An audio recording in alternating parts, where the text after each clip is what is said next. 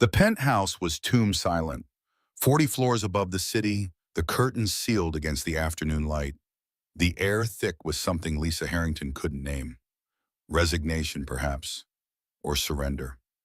Outside, Chicago stretched toward Lake Michigan, skyscrapers gleaming in the autumn sun. But inside, darkness had become her sanctuary. Lisa lay motionless on Egyptian cotton sheets, her once commanding frame now diminished.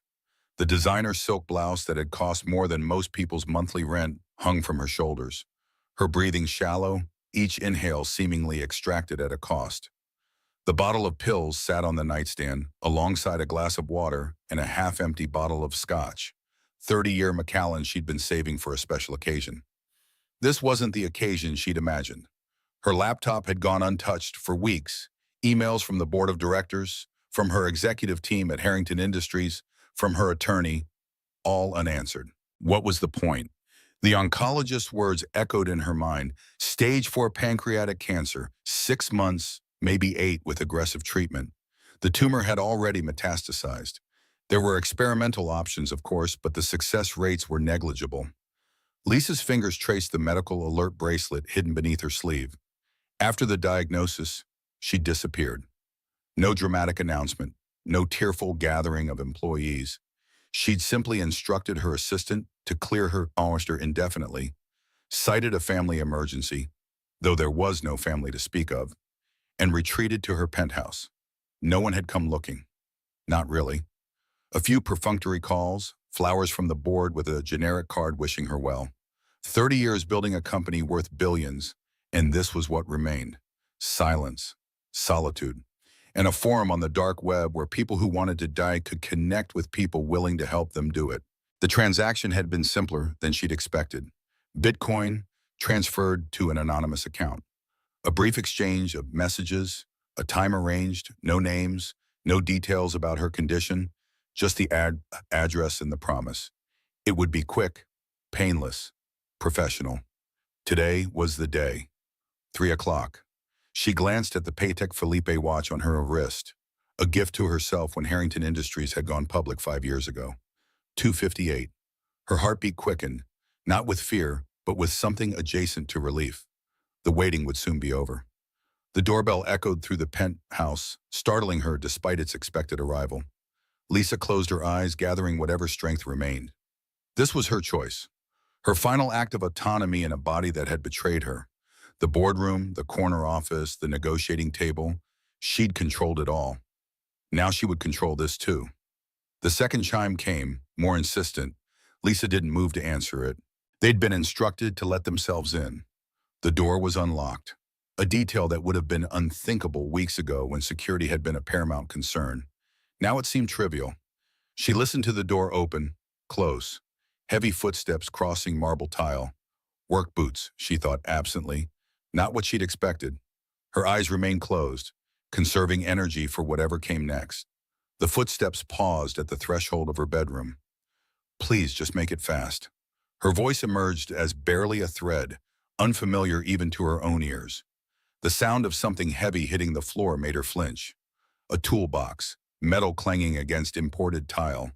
Not what she'd expected at all. Lisa forced her eyes open, the effort greater than it should have been. A man stood in the doorway, tall, broad-shouldered, work uniform with a name patch, Jason. He stared at her with a mixture of confusion and something else, recognition perhaps. Not of her specifically, but of the situation. She took in the details slowly. The toolbox at his feet, the screwdrivers scattered across the floor, the building maintenance logo on his shirt. This wasn't the person she'd paid. This was someone else entirely. I'm here about the air conditioning. His voice was quiet, controlled, incongruous in the cathedral silence of wealth and surrender. The words took a moment to penetrate the fog of her mind. Lisa felt heat rise to her hollow cheeks. Not embarrassment exactly, but the ghost of it. The muscle memory of a woman who had once commanded boardrooms, who had built an empire from her father's failing construction business through sheer force of will and ruthless competence. A woman who didn't make mistakes. Get out. Her voice found its edge, sharper than it had been moments before. I didn't call about the air conditioning. Get out now, but it was too late. She'd seen the recognition in his eyes, the understanding of what he'd walked into, of what she'd mistaken him for. And worse, he'd seen the evidence laid bare. The pill bottles lined up on the nightstand, the medical alert bracelet half hidden under silk, the oxygen monitor clipped to her finger, and most damning of all, her phone still glowing on the bed beside her, the dark web forum visible on the screen. Jason didn't move. His face remained impassive, but something shifted in his posture. He bent down, methodically picking up his scattered tools one by one, movements careful and deliberate. The building manager called, said your unit's been running hot for 2 days. The compressor's probably shot. I'll check the unit on the roof. Won't bother you again. Their eyes met, held. Lisa had spent a lifetime reading people across negotiating tables, assessing threats, measuring weaknesses. This man, this maintenance worker, with calloused hands and faint paint stains on his jeans, was offering her something. Not sympathy, which she would have despised. Not judgment, which she would have dismissed. But a way out, a moment of dignity, a chance to pretend this hadn't happened. She should have accepted it, should have nodded, turned away, let him go. Instead, she found herself speaking, the words emerging with the sharp, testing quality that had once made junior executives tremble. How much does a maintenance man make? Hourly. Jason paused at the threshold, one hand on the doorframe. His expression didn't change, but something in his eyes did. A flicker of surprise, perhaps, that she'd engaged rather than dismissed. Enough. Enough for what? The question was a challenge, remnants of the CEO she'd been just months ago. To feed my kid, fix her teeth when they come in crooked, maybe save for college if she wants it. His gaze held steady, unapologetic, enough to sleep at night knowing I did something that matters. The door closed behind him with a soft click. Lisa lay in the expensive darkness, listening to his footsteps fade toward the roof access. Her phone buzzed. A message from the forum, someone confirming they'd received her payment, promising discretion, asking for the exact address, the appointment she'd been waiting for, delayed but still available. She'd been so certain this morning, so ready. 45 years old, no husband, no children, no one who'd miss her beyond the quarterly earnings reports and a brief mention in the business section of the Tribune. The cancer was stage 4, inoperable. 6 months, maybe 8 if she wanted to spend them vomiting from chemotherapy while the boards circled like vultures, waiting for the weakness they could exploit. Better to go out on her terms, clean, fast, before anyone saw her reduced to this fragile shadow. But now she couldn't stop thinking about the maintenance man's hands, the way they'd moved when he picked up his tools, careful and methodical. The hands of someone who fixed things because fixing things mattered. Her own hands had built Harrington Industries into a $3 billion corporation, 3,200 employees, contracts spanning 6 continents, and not one of them knew she was dying. Not one of them would have picked up her screwdrivers if she'd dropped them. Lisa deleted the forum message, not because she'd changed her mind. So you say, I changed my mind, she told herself, just because she needed the air conditioning fixed first. Even dying required some basic comfort. Jason stood on the roof, hands braced against the air conditioning unit that was running perfectly fine. The city sprawled below, tiny cars and tinier people living their tiny lives, unaware that 40 floors above them, a woman was trying to choose death. He'd known the moment he saw her, the way terminal patients looked at you like you were already part of the past, something they were practicing letting go of. The building manager hadn't called about the Harrington unit. Jason had been doing a job 3 floors down when he'd overheard the super mention the penthouse, mention Lisa Harrington, mention how strange it was that she hadn't complained about anything in weeks when she usually called twice a day about some detail or another. He'd volunteered to check on it, told himself it was professional courtesy. But standing here now, wrench in hand, he knew he'd lied.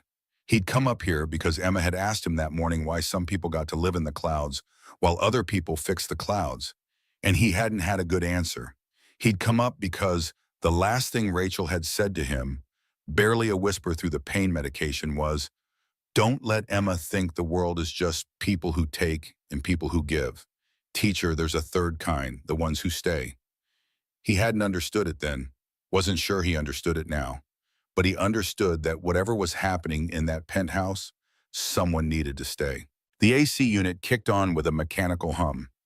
Jason pulled out his phone, looked at the photo that served as his wallpaper. Emma, 7 years old, missing both front teeth, grinning at the camera while holding up a drawing of their apartment. She'd colored it bigger than it was, added a backyard they didn't have, drawn a stick figure labeled Daddy's Friend, standing next to them. She'd been asking lately why they never had anyone over for dinner, why it was always just the two of them. He told her they had each other, and that was enough. But the truth was more complicated. After Rachel died, he'd withdrawn, focused entirely on Emma, on keeping their lives stable, on being both parents at once. The thought of letting anyone close, of building something that looked like family again, it terrified him, as if death might notice and come back to take that too. His phone buzzed with a text from the super. Any luck with the Harrington unit? Jason's thumbs hovered over the keyboard. A dozen responses formed and dissolved in his mind. The truth? There's nothing wrong with the unit. Miss Harrington is dying and planning to end it. A lie. Everything's fine, just routine maintenance. A compromise. I'll need to come back to check on it. He settled on compressors failing, need to order parts, might take a few visits. He hit send before he could question why he was lying, why he was creating a reason to come back to a woman who clearly wanted to be left alone. Then he picked up his toolbox and headed back down the roof access, already knowing he'd regret this, already knowing he'd do it anyway. 3 days passed. Jason found himself at Lisa Harrington's door again, toolbox at his feet, holding a paper bag Emma had insisted he bring. The conversation that morning had been brief but unyielding. Daddy, if someone's sick, you bring soup. That's what Mrs. Patel did when I had the flu. He tried to explain that this was different, that the woman in the penthouse wasn't someone they knew, wasn't someone who wanted help. But Emma had already been ladling chicken broth into a container, her small hands steady and certain, and Jason hadn't had the heart to stop her. The door remained closed after his third knock. Jason checked his watch. 9:30 a.m., exactly when he'd said he'd return. He was about to leave the soup with a note when the door finally opened a crack. Lisa looked worse than before, thinner, the designer clothes replaced by a cotton t-shirt that hung off her frame. Her eyes, still sharp despite the shadows beneath them, moved from his face to the bag in his hand, then back. I told you I didn't need air conditioning. Jason kept his expression neutral, his voice matter-of-fact. Still waiting on the part, but I brought some cooling packs to help with the heat until I can do a proper fix. He held up the bag, the lie feeling strangely less uncomfortable than he'd expected. Also, my daughter made soup. She's 7, doesn't really understand the concept of boundaries yet. Something shifted in Lisa's expression. Not softening exactly, more like a door opening a crack, just enough to see what might be on the other side. You told your daughter about me? Told her I met someone who was sick. She said sick people need soup. Lisa should have closed the door, should have called building security, filed a complaint, made it clear that she didn't need pity from a maintenance man and his child. But instead, she found herself asking, what kind of soup? Chicken with the little star-shaped noodles. She says they're good luck. Jason's mouth quirked slightly. I told her that's not really how luck works. She told me I don't know everything. Smart kid. The words emerged before Lisa could stop them, surprising her with their sincerity. Too smart sometimes. He held out the bag. You don't have to eat it. Can throw it away the second I leave. But she asked me to make sure you got it, so now you have. Lisa took the bag. It was warm in her hands, heavier than she'd expected. When was the last time someone had made her food? Not prepared by a chef, not ordered from a restaurant, but made with hands and care and the specific intention that she should eat it? She couldn't remember, thank you. The words felt unfamiliar on her tongue, rusty from disuse but genuine. Jason nodded, started to turn away, then stopped. The compressor part's going to take about 2 weeks. I'll need to check the unit every few days, make sure it doesn't fail completely. His eyes met hers, direct and unflinching. If that's all right with you, Lisa knew what he was really asking. Whether she'd still be here in 2 weeks. Whether she planned to see this through to whatever end she'd been planning when he first walked in. She should have told him to mind his own business. Should have made it clear that her life, her death, her choices were none of his concern. Instead, she found herself saying, Tuesday and Friday mornings before 10. I have calls after that. It was a lie. She didn't have calls, hadn't logged into her work email in 3 weeks. But saying it made her feel almost normal, like she was still the kind of person who had a schedule, who had obligations beyond deciding which day would be her last. Jason's face didn't change, but something in his eyes suggested he knew she was lying, knew and didn't care. Tuesday and Friday before 10. Got it. The pattern established itself without either of them acknowledging it. Jason would arrive at 9:30, toolbox in hand, and spend 20 minutes on the roof doing things to an air conditioning unit that worked perfectly fine. Then he'd knock on Lisa's door, deliver whatever Emma had made or insisted he bring, soup, cookies burned at the edges, a drawing of a sunflower because sick people should see something growing, and leave. They rarely talked beyond brief exchanges.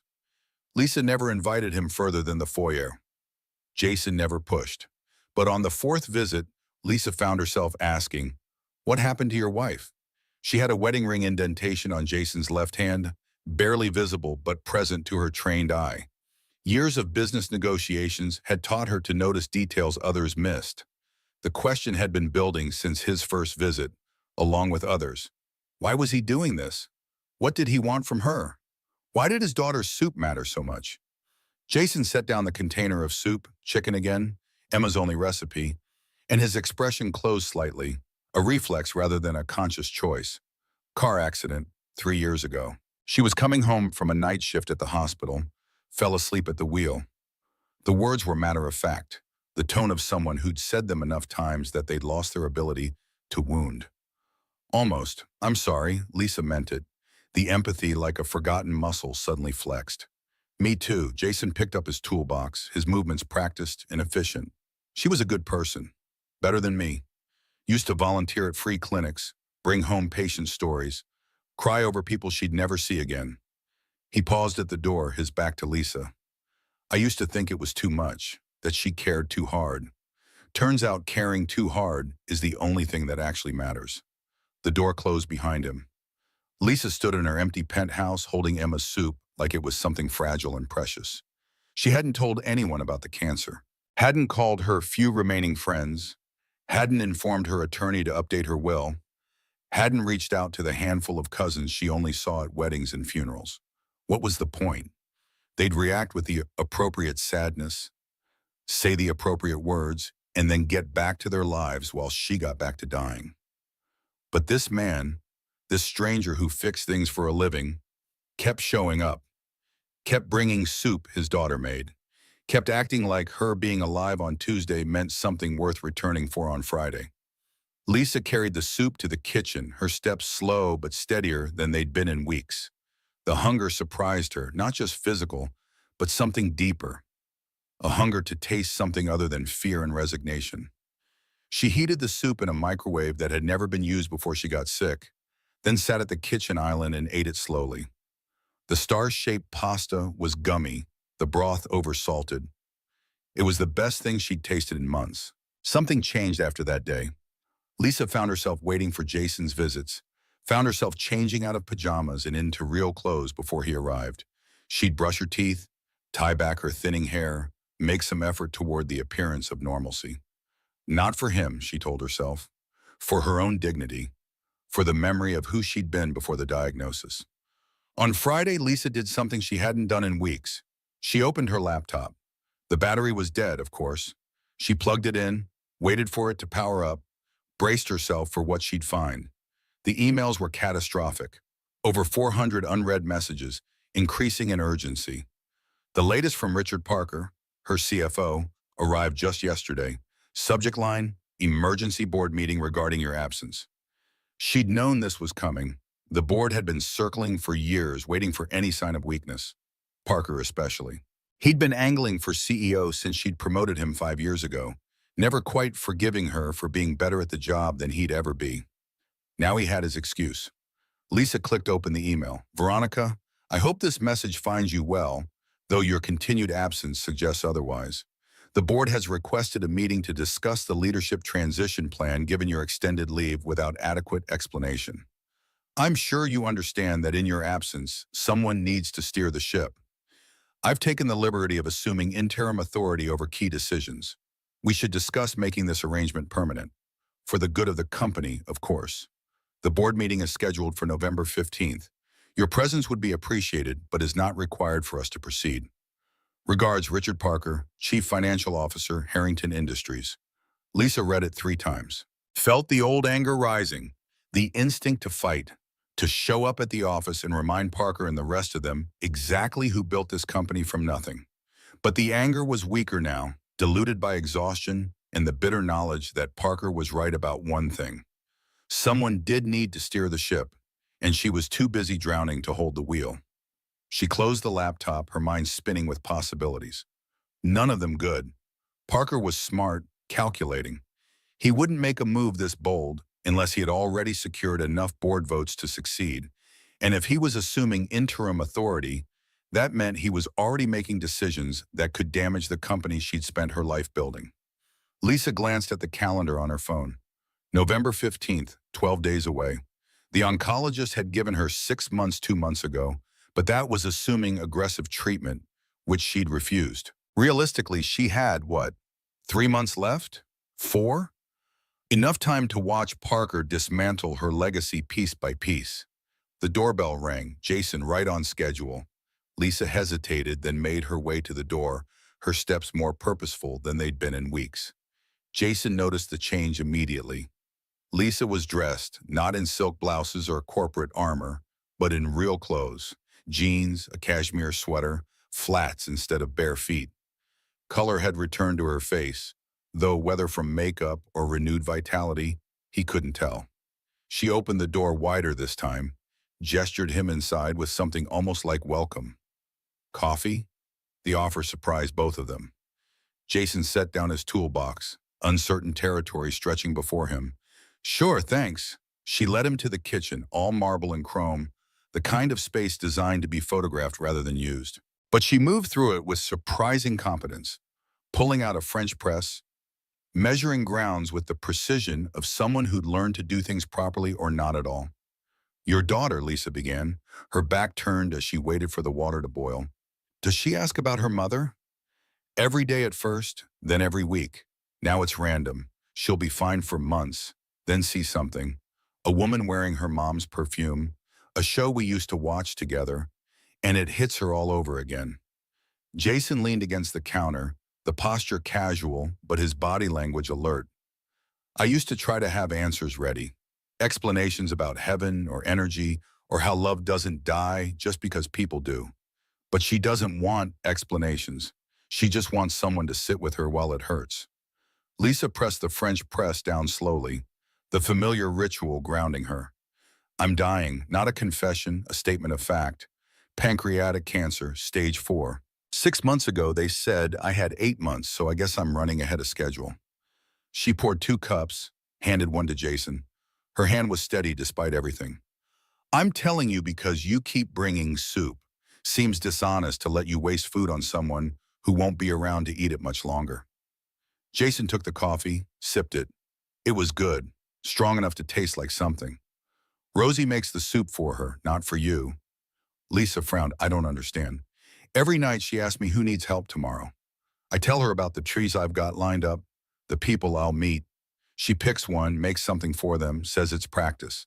Jason met her eyes, his gaze direct, unembellished. Practice for when she's big enough to help people herself. You're not wasting anything. You're teaching my kid that making soup for strangers matters. Something in Lisa's chest cracked. Not broke, cracked. The way ice cracks in spring, making space for something underneath to push through. She sat down at the kitchen island, her hands wrapped around the coffee cup like it was keeping her anchored. I built a company worth $3 billion, 3,200 employees across 6 continents. My picture's in business textbooks. Forbes calls me a titan. She looked up at Jason, her gaze steady despite the tremor in her voice. And I was going to die alone in that bedroom with nothing but a phone number from a dark web forum and enough pills to make it fast. But you didn't. The observation was simple, unvarnished. No. She smiled, thin and bitter. I didn't because some maintenance man's daughter thinks star-shaped noodles are good luck. and her father's too stubborn to mind his own business. Jason smiled back, the expression transforming his face. Guilty. They sat in silence, drinking coffee in a kitchen designed for show rather than use. While 40 floors below, the city went about its morning, unaware that something small and significant was happening in the clouds. Finally, Lisa said, "The board's moving against me. My CFO is trying to push me out, take over the company. If they succeed, everything I built." She stopped, started again. "I was going to let them. Figured it didn't matter. What's a legacy worth when you're dead? More than you think." Jason's response was immediate, unhesitating. "My wife used to say the only thing that survives us is what we taught other people to care about. Buildings fall down, companies get sold, money gets spent. But if you taught someone to give a damn, that outlasts everything." He finished his coffee, set the cup down with a careful precision that spoke of a man who respected other people's things. "Your board's making a move because they think you're too weak to fight back. Seems like a bad assumption." Lisa laughed. It came out rusty, like machinery that hadn't been used in years. "I'm dying, Jason. I can barely walk to the bathroom without getting winded." "What exactly am I supposed to fight them with?" "Time." The word hung between them, simple and devastating. "You've got time, maybe not years, but enough. Enough to decide who you want to be on the way out. The person who gave up or the person who made them work for it." He stood, picked up his toolbox. "Your call. But for what it's worth, Emma's been drawing you into her pictures lately. Last night she showed me one of you in a cape, said you look like someone who fights bad guys." He headed for the door, then paused. "Kids are pretty good at seeing who people actually are. Better than adults, usually." After he left, Lisa sat in her expensive kitchen and thought about a 7-year-old girl who drew capes on dying women. Thought about soup and star-shaped noodles and the specific kind of stubbornness it took to keep showing up when someone clearly wanted to be left alone. Then she opened her laptop and started typing an email to her attorney. If Parker wanted a fight, he was about to get one. She might be dying, but she wasn't dead yet. The next visit, Jason found the door offshore already open. Lisa was on the phone, pacing the penthouse in yoga pants and a Harrington Industries t-shirt he suspected she'd had since the company's early days. Her voice was sharp, cutting through someone's excuse with surgical precision. "I don't care what Richard told you. I'm still CEO. Any decision over $50,000 requires my signature.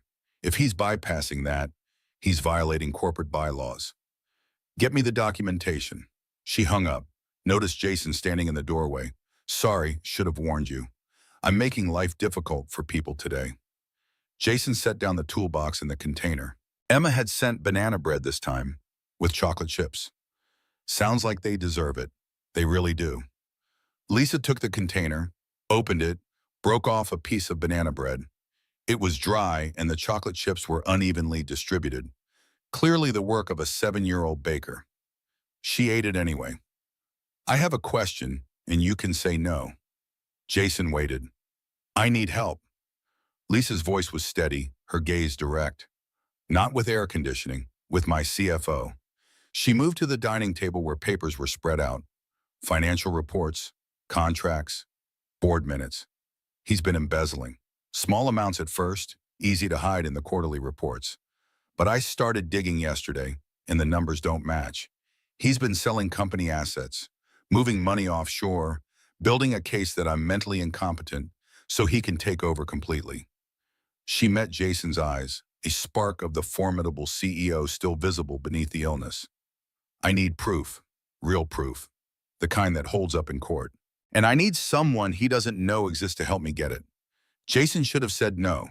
Should have explained that he fixed air conditioners, not corporate conspiracies, that he had a kid to think about and bills to pay and no business getting involved in whatever war was happening in boardrooms and offshore accounts.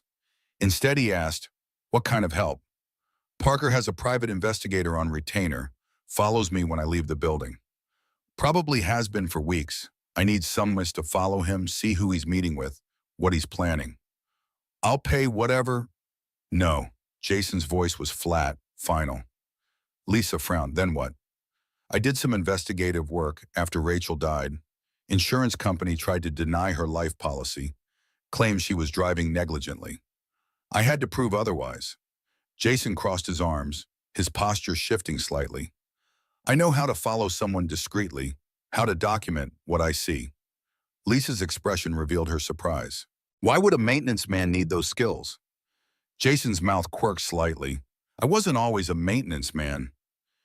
Did some PI work part-time when Emma was a baby? Rachel's hospital bills were... He shook his head, dismissing the memory. Point is, I can help, but not for money. What then? The question was pure CEO, direct, cutting to the business at hand. Emma needs dental work, braces, maybe surgery depending on how her jaw develops. Insurance covers some of it, but not enough. I've been saving, but it's slow. He met Lisa's gaze squarely. You help me get her teeth fixed. I'll help you get your proof. It was transactional, clean, the kind of deal Lisa understood. She nodded. Done. I'll call my dentist today. Best orthodontist in the city. Whatever she needs. Not your dentist. Jason's expression was unreadable. The clinic on 5th and Morrison, where people like us go. Lisa stared at him. In 20 years of negotiating billion-dollar deals, no one had ever turned down her money and offered her a partnership instead. It should have offended her, should have felt like pride masquerading as principle. But looking at Jason's face, she understood. This wasn't about pride. This was about teaching a 7-year-old girl that the world could be fair, even when it rarely was. Equals, she extended her hand. I'll send you everything I have on Parker. Bank records, travel logs, emails. You figure out the pattern, find the proof. I'll handle the legal side once we have it. They shook on it. Jason's hand was rough with calluses, warm and solid. Lisa's was cold, the skin paper thin, bones too prominent. But the grip was firm on both sides. The deal was made. What neither of them said out loud was that this was also an agreement to stay alive. That you didn't start a war if you planned to die before seeing it through. Jason left to pick up Emma from school. Lisa spent the rest of the afternoon on the phone with her attorney, her accountant, and a private security firm that specialized in corporate investigations. If Parker wanted to play dirty, she'd remind him who taught him everything he knew. The penthouse came alive again. Lisa converted the dining room into a war room. Laptop open, financial records spread across the table. Sticky notes tracking Parker's movements on a wall calendar. Her body remained weak, but her mind was sharp as ever, fueled by purpose and righteous anger. The chemo treatments she'd abandoned after the first session now seemed less futile. She made new appointments, endured the nausea and fatigue, marked each day off the calendar not as time lost, but as time claimed. Jason arrived each evening after Emma was in bed, reporting what he'd observed. Parker meeting with board members after hours. Parker having lunch with competitors. Parker visiting offshore banks. Lisa absorbed it all, connecting dots, building a case methodically, the way she'd built her company, brick by brick, leaving nothing to chance. Some nights, when the pain was too much or the chemo left her too weak to sit up, Jason would find her curled on the sofa instead of at the dining table. On those nights, he'd make tea, adjust her blankets, and sit nearby while they reviewed what they knew, his voice keeping her tethered to the task when her body tried to surrender. It was on one such night, 3 weeks into their unlikely partnership, that Lisa asked the question that had been building. Why are you really helping me?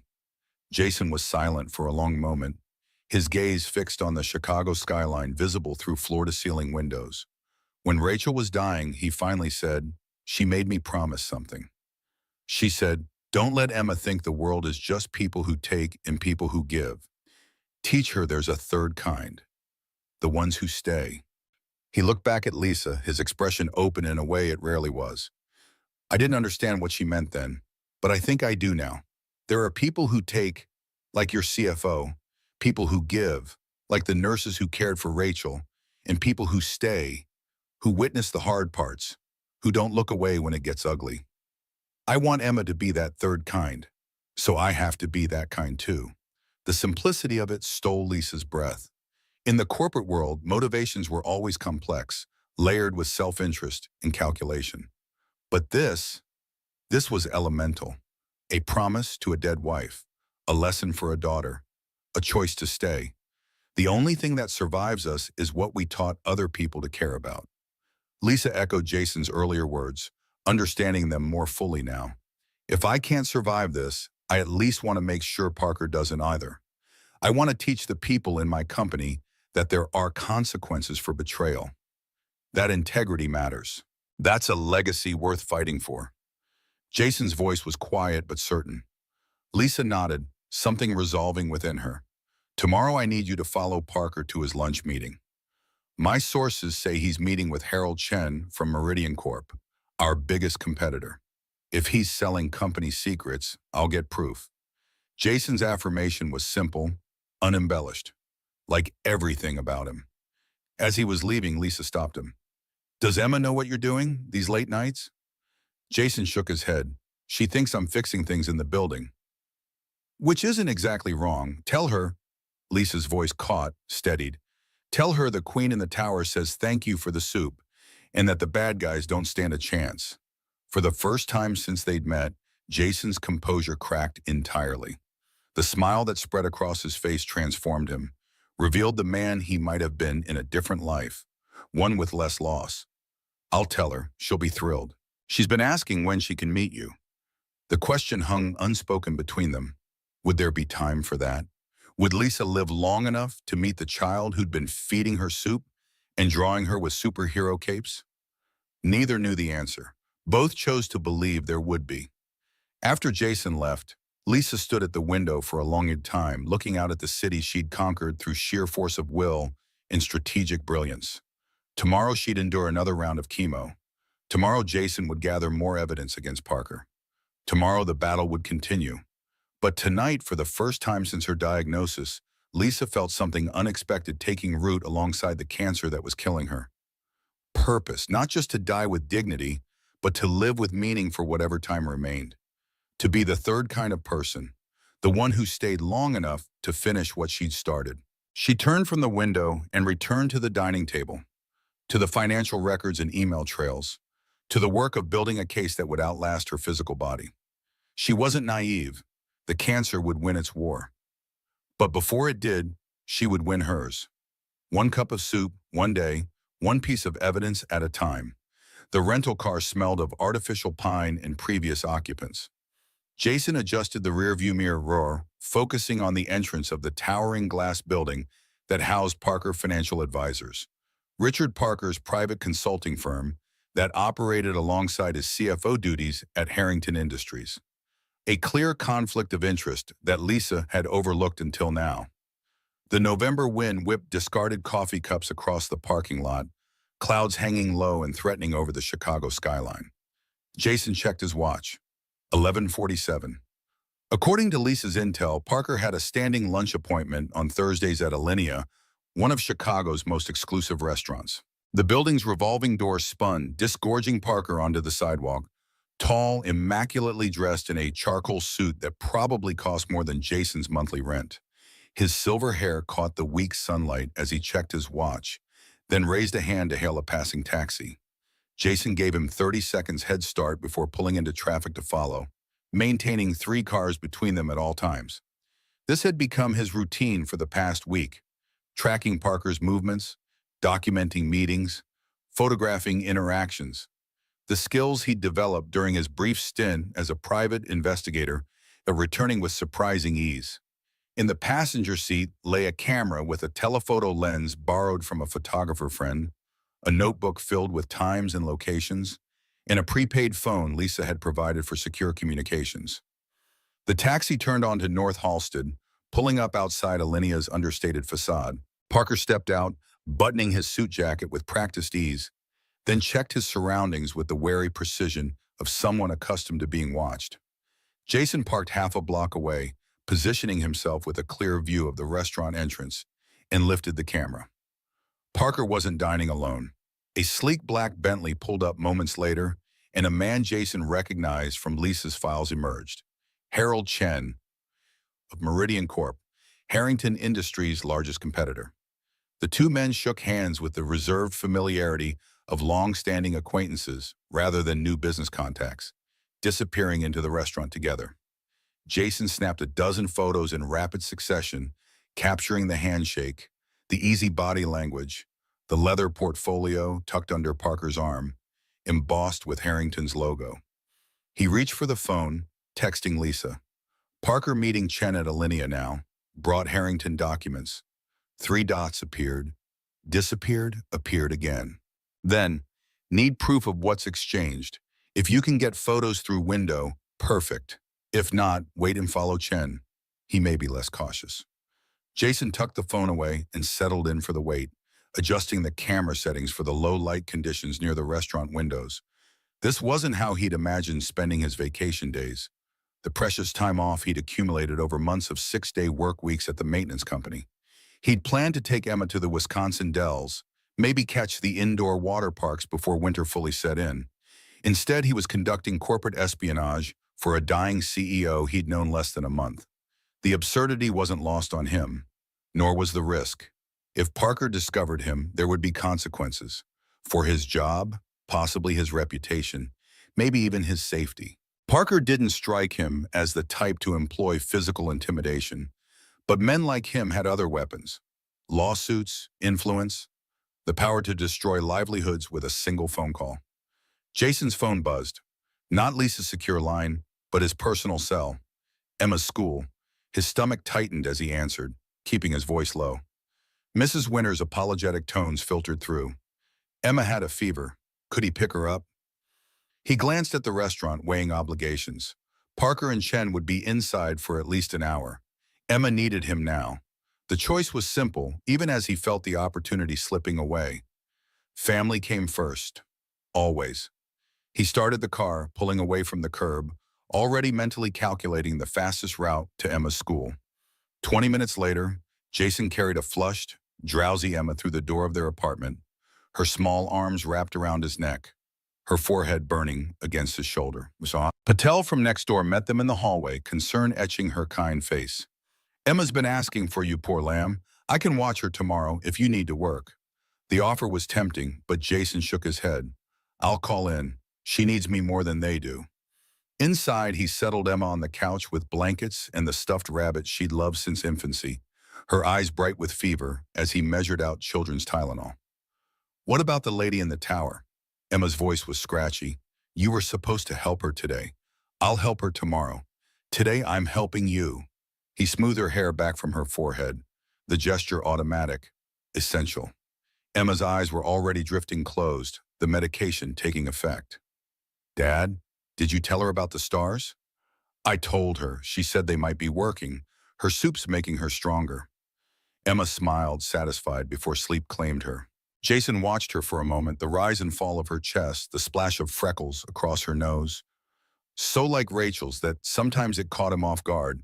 Then he reached for the secure phone, texting Lisa. Emergency with Emma. Had to leave. We'll try again tomorrow. The response came almost immediately. Is she okay?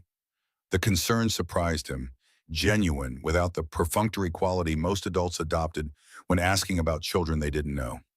Fever, nothing serious, but I need to be with her. Of course. Lisa's reply seemed to carry more weight than the simple words suggested. Family first. We'll regroup when she's better. Jason set the phone aside, settling into the armchair next to Emma's sleeping form. Outside, rain began to patter against the windows, the sky darkening to premature evening. He'd lost today's opportunity, but Parker would meet with Chen again. Men like them, engaged in whatever they were planning, didn't limit themselves to a single conversation. In the penthouse 40 floors above the city, Lisa stared at her phone, processing Jason's update. A sick child trumped corporate espionage. Of course it did. She couldn't begrudge him that priority and wouldn't want to. Yet disappointment settled like a stone in her stomach. The board meeting loomed just 9 days away. They needed evidence, concrete and irrefutable. She moved to the window, watching rain streak the glass, transforming the city lights into watercolor smudges. The chemo from yesterday left her nauseated and exhausted, her body a traitor, responding to commands with increasing reluctance. Yet her mind remained sharp, fueled by purpose in a new emotion she was reluctant to name. Connection. The thought of Emma, a child she'd never met but whose soup she'd eaten, whose drawings adorned her refrigerator, lying sick with fever, stirred something protective in her chest. In another life, she might have had a daughter like Emma. Another choice at 30, another path taken. Less time in boardrooms, more time. Where? She couldn't even imagine the alternative. Her identity had been so thoroughly enmeshed with Harrington Industries that removing it left only skeleton. Lisa returned to the dining table war room, forcing her attention back to the documents. Parker's patterns were emerging. Regular meetings with Meridian Corp executives, suspicious transfers to offshore accounts, steadily selling off Harrington assets to shell companies that trace back to Meridian's parent corporation. Textbook corporate sabotage, executed with the precision of someone who believed they'd never be caught. Her phone rang. Her attorney, Catherine Wells, whose discreet handling of high-profile corporate cases had saved more than one CEO from disaster. Lisa put her on speaker, continuing to sort through financial statements as Catherine's crisp voice filled the room. I've reviewed the documentation you sent. It's compelling but circumstantial. Without direct evidence of Parker's communication with Meridian or proof he's falsified documents, it won't be enough to remove him. Lisa's fingers tightened around a spreadsheet detailing Parker's most recent asset liquidation. He's scheduled another meeting with Harold Chen next Tuesday. I'm working on getting photographic evidence. Working on it how exactly? Catherine's tone sharpened with professional concern. If you've hired private investigators without proper legal clearance, I'm handling it, Lisa interrupted. The less you know about methods, the better. Just be ready to move when I have what we need. The line went quiet for a moment before Catherine continued. The board members I've spoken with are divided. Tanaka and Whitman are firmly in Parker's camp. Martinez and Goldstein are withholding judgment. Reynolds might be swayed to support you if the evidence is strong enough. Lisa processed this information, mentally mapping the board alliances. 5 key votes, 3 others who would follow the prevailing wind. They needed Reynolds plus at least 2 of the fence sitters. What's Parker telling them about my absence? That your health is declining rapidly and you're unable to fulfill your duties. He's positioned himself as the reluctant savior stepping in to prevent market instability. Catherine paused. The rumors about your condition are circulating, Lisa. If you're planning to fight this, you need to make a public appearance, show the flag. The suggestion sent a wave of nausea through Lisa that had nothing to do with chemotherapy. The thought of presenting herself, thin, weak, obviously ill, before the sharks of the business world made her skin crawl. Her strength had always been her armor. Vulnerability was unthinkable. I'll consider it. Lisa's tone made it clear the subject was closed. Keep working the board. I'll get you what you need on Parker. After ending the call, Lisa sank into a chair, suddenly overwhelmed by fatigue so profound it felt like gravity had doubled. Fighting Parker required strength she wasn't sure she possessed anymore. Fighting cancer demanded whatever reserves remained. Fighting both simultaneously seemed impossible. Yet surrender to either was unthinkable. Her phone buzzed with a text from Jason. Emma's asking if you'd like another drawing. Something about a castle this time. The message cut through Lisa's exhaustion like sunlight through fog. I'd love one. Tell her I've put her superhero picture on my refrigerator. The exchange was trivial, mundane even, yet it anchored her. A sick child thinking of her, a dying stranger, with enough concern to offer artwork. The simplicity of the connection stood in stark contrast to the complex machinations of corporate warfare spread across her dining table. Lisa closed her eyes, summoning resolve from some hidden reservoir. She'd built Harrington Industries from the remnants of her father's failing construction company, transforming it through sheer will and strategic brilliance. She'd survived boardroom coups before. She'd survived this one too, long enough at least to ensure Parker didn't. For the first time in weeks, Lisa reached for her makeup bag, applied foundation to hollow cheeks, mascara to thinning lashes. She arranged a video call with her executive assistant, Margaret, whose shock at Lisa's appearance was carefully concealed behind professional composure. Margaret, I need you to quietly arrange meetings with board members. Individual discussions, off-site, nothing on the official calendar. And I need complete updates on all active projects, particularly those Parker has been directly involved with. Margaret's efficiency was immediate and reassuring. I'll have preliminary reports to you by tomorrow morning. The relief in her voice was evident. Her boss was back. The ship had a captain again. Is there anything else you need? Lisa hesitated, then made a decision. Yes, I need a car sent to this address tomorrow afternoon. She texted Jason's information. Someone's daughter is ill. Have the driver deliver one of those stuffed bears from the company store. And some books, appropriate for a 7-year-old. Use my personal account, not the company's. After ending the call, Lisa felt something she hadn't experienced since the diagnosis. Purpose extending beyond her own survival or the company's fate. Small purpose, perhaps. Insignificant in the grand scheme, but real nonetheless. The following day dawned clear and cold, November sunshine brittle against Chicago's steel and glass canyons. Emma's fever had broken overnight, leaving her weak but alert enough to sit propped against pillows, colored pencils scattered across the blankets as she worked on her latest masterpiece, a castle with a queen looking out from the highest tower. The doorbell's ring startled them both.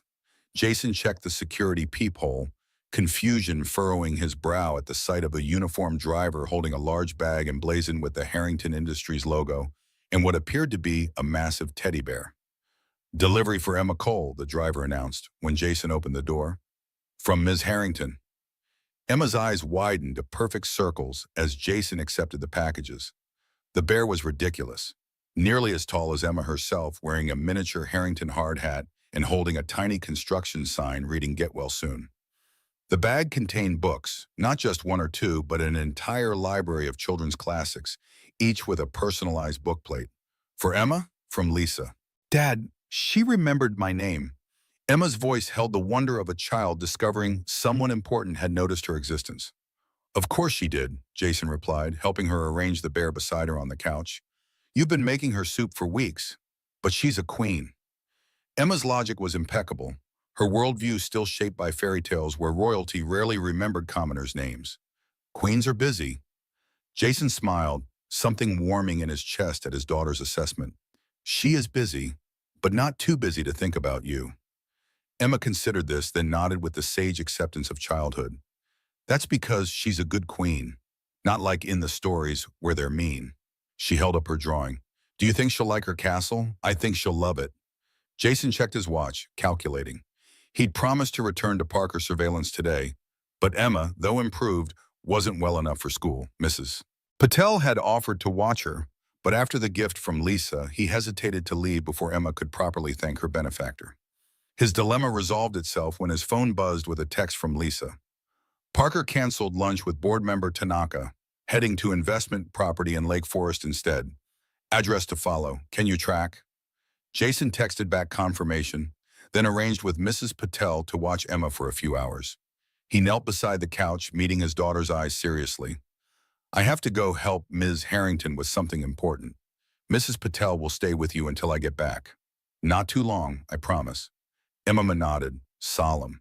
"Is Ms. Harrington still fighting the bad guys?" Jason paused, considering how to frame the corporate espionage in terms a 7-year-old could understand without learning lessons he didn't intend to teach. "She's trying to protect what she built. Sometimes people try to take things that don't belong to them." Emma's face darkened with the righteous indignation of childhood. "That's stealing. You're helping her catch a stealer." The simplification wasn't entirely inaccurate. "That's right, princess. I'm helping her catch a stealer." Emma nodded, satisfied with this explanation of adult complexities, and returned to her drawing, adding more windows to the tower where her queen resided. Jason kissed her forehead, still cool after the fever's departure, and gathered his camera equipment. Outside, he checked Lisa's text for the Lake Forest address, an affluent suburb north of Chicago, where the wealthy maintain second homes along the lake. The drive took nearly an hour, suburban sprawl giving way to increasingly exclusive neighborhoods, until Jason reached a gated community overlooking Lake Michigan. The address led to a modern glass and steel structure perched on a bluff, its architecture aggressively contemporary against the more traditional mansions surrounding it. Jason parked on a service road with a clear view of the property's entrance, adjusting his camera settings for distance shots. He didn't have to wait long. Parker's Maserati purred through the gates at 2:17, followed 10 minutes later by a silver Bentley. Chen again. Jason documented both arrivals, then waited, watching for activity through the floor-to-ceiling windows visible from his vantage point. Movement caught his eye. Parker and Chen in what appeared to be a home office, gesturing at documents spread across a desk. Jason texted Lisa. Both targets at Lake Forest property. Meeting in office. Clear view, but too far for document details. Her response came quickly. Property purchased 6 months ago through Shell Corporation. Not in Parker's name. Must be their secure meeting location. Can you get closer? Jason studied the property layout, considering angles and access points. The rear of the house faced the lake, with a terraced garden leading down to a private dock. No approach from that direction without a boat. The sides were exposed to neighboring properties. The front was gated with security cameras. Not without trespassing, and that crosses a line I'm not comfortable with. Too much risk. He could almost feel Lisa's frustration through the ensuing silence, imagining her weighing options in the penthouse war room. Finally understood. Continue observation. Document who comes and goes. We'll find another angle. For the next 3 hours, Jason maintained his surveillance, photographing the meeting through windows when possible, capturing Chen and Parker on the terrace overlooking the lake, drinks in hand, conversation animated but expressions unreadable at this distance. A third visitor arrived at 4:35, a woman Jason recognized from Lisa's files as Vanessa Tanaka, the board member whose lunch with Parker had been canceled. So not canceled, Jason realized. Just moved to a more private location. He documented Tanaka's arrival, her greeting of Chen, apparently familiar, and the three disappearing inside. This was significant. A Harrington board member meeting privately with the CEO of their largest competitor, arranged by the CFO attempting a takeover. The implications were clear, but implications weren't evidence. At 5:42, all three emerged, shaking hands with the satisfied air of people who had reached an agreement. Jason captured the moment in a series of rapid shots, then slid lower in his seat as they moved toward their respective vehicles. Once they had departed, he texted the update to Lisa, along with the best photos. Her response was immediate. This confirms they're coordinating. Tanaka was my father's oldest ally on the board. Her defection means at least 3 votes solidly against me. Come back to the penthouse. We need to regroup. The sun was setting as Jason navigated back toward the city, Chicago's skyline glittering to life against the darkening sky. He called Mrs. Patel to check on Emma, relieved to hear she was feeling better, had eaten dinner, and was now reading one of her new books. I should be home in about an hour, traffic permitting. When Jason arrived at the penthouse, he found Lisa seated at the dining table, surrounded by the now familiar landscape of documents and sticky notes. She looked worse than yesterday, the chemo taking its toll, her skin ashen beneath carefully applied makeup, eyes sunken despite her efforts to conceal the damage. But her posture remained upright, her focus laser sharp as she examined the photos he'd sent. Look at their body language, she noted, enlarging an image on her laptop. Tanaka and Chen have met before, many times judging by the familiarity. This isn't a new arrangement. Jason set his camera on the table, removing the memory card. I got video too. Not great quality at that distance, but you can see them clearly on the terrace. Lisa's eyes widened slightly, a spark of her former strategic brilliance igniting. Video adds another dimension. We can have it analyzed by experts, match it against their known appointments, build a timeline of conspiracy. Her fingers moved across the keyboard with practiced efficiency despite their slight tremor. This is good. Not smoking gun, but foundation. Jason hesitated, then placed a folded piece of paper on the table beside her laptop. From Emma, to say thank you for the barren books. Lisa paused, her attention shifting from corporate warfare to the colorful drawing. She opened it carefully, as if handling a precious artifact rather than a child's artwork. The castle dominated the page, improbably tall, with multiple towers and flags. At the highest window stood a figure wearing a crown and what appeared to be a cape, looking out over a landscape dotted with smaller figures. That's you, Jason explained, pointing to the crowned figure. And that's Emma and me down there visiting. She says every queen needs visitors or they get lonely in their towers. Something shifted in Lisa's expression, a softening around the eyes, a slight tremor at the corner of her mouth. She's very wise for 7. Jason nodded, pride evident in his posture. Too wise sometimes. Sees right through me most days. Lisa carefully propped the drawing against a stack of financial reports, incongruous color amid the monochrome seriousness of corporate documents. Would she like to visit for real? The question seemed to surprise Lisa as much as Jason. I mean, when she's feeling better, if you think it's appropriate. Jason considered the offer, weighing Emma's natural curiosity against Lisa's declining condition. She'd love to, but only if you're feeling up to it. She can be energetic. Lisa's laugh was unexpected. Rusty still, but genuine. I built a multi-billion-dollar corporation from the ground up. I think I can handle a 7-year-old for an hour. The moment was interrupted by Lisa's phone, her attorney calling with updates. Jason gathered his equipment, sensing the shift back to business. I should get home to Emma. Text if you need anything else. Lisa nodded, already refocusing on the call, but her hand briefly touched the castle drawing as Jason left, a gesture so small he almost missed it. 3 days passed in a blur of surveillance and strategy. Jason tracked Parker's movements with increasing skill, documenting meetings with board members, offshore bankers, Meridian executives. Lisa worked her contacts, gathering intelligence, building a coalition of supporters within the company. The evidence mounted, Parker was systematically undermining Harrington Industries, positioning for a hostile takeover that would strip the company of its most valuable assets before selling the hollowed shell to Meridian Corp. On Sunday afternoon, Emma, fully recovered and bubbling with excitement, accompanied Jason to the penthouse for her much-anticipated visit with the Queen. Lisa had prepared with unexpected thoroughness, art supplies arranged on the coffee table, child-friendly snacks in the kitchen, even a collection of board games unearthed from some forgotten closet. Emma's eyes widened as she took in the penthouse's grandeur, but her attention quickly fixed on Lisa herself. "You don't look like you're in the pictures," she announced with the unfiltered honesty of childhood, studying Lisa's thin frame and headscarf-covered hair. Jason tensed, preparing to intervene, but Lisa smiled, a genuine expression that transformed her face. "That's because those pictures were taken before I got sick. The real me is different now." Emma considered this, head tilted in evaluation. "You still look like a queen, though, just a different kind, like in the after part of the story." "What story is that?" Lisa led Emma toward the art supplies, her movements deliberate against the fatigue Jason knew was constant now. Emma settled on the floor, immediately reaching for markers. The ones where something hard happens, but then the Queen learns something important and saves everybody anyway. Those are the best ones. Lisa's eyes met Jason's over Emma's head, something unspoken passing between them. Acknowledgement that children sometimes cut through complexities adults had built entire psychological frameworks to avoid.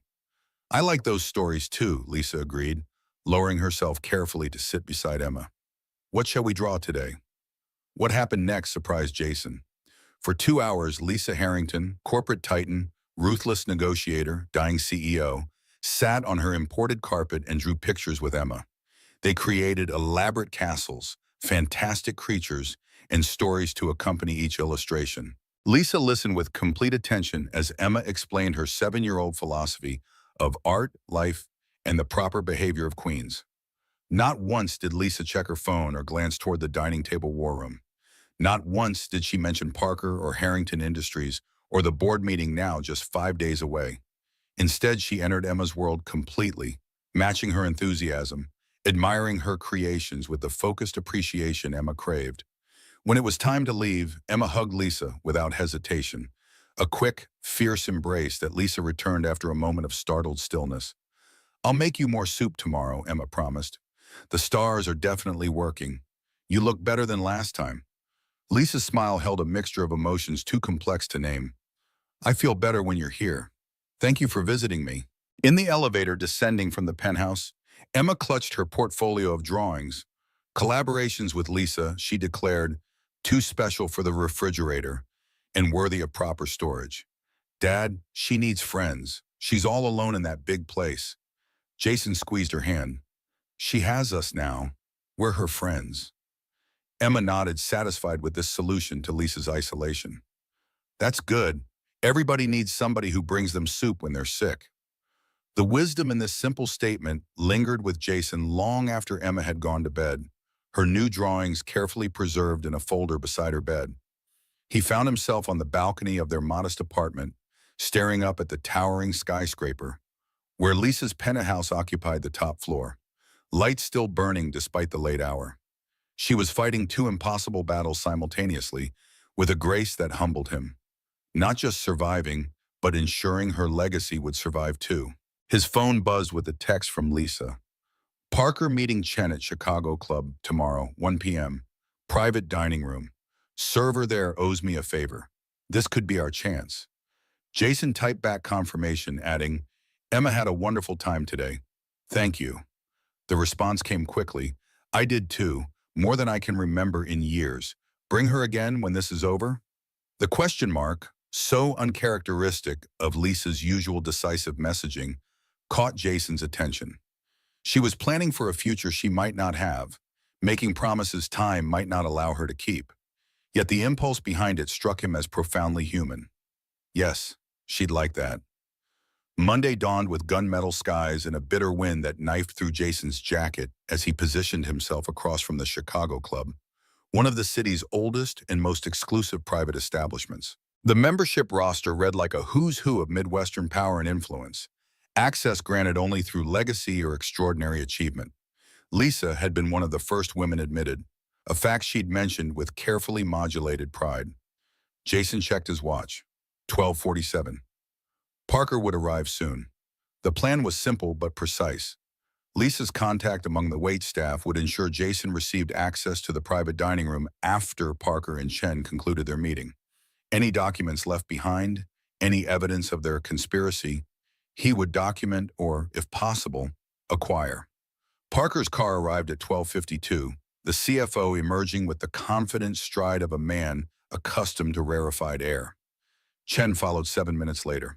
Jason photographed both arrivals, then settled in to wait, reviewing the key points Lisa had emphasized.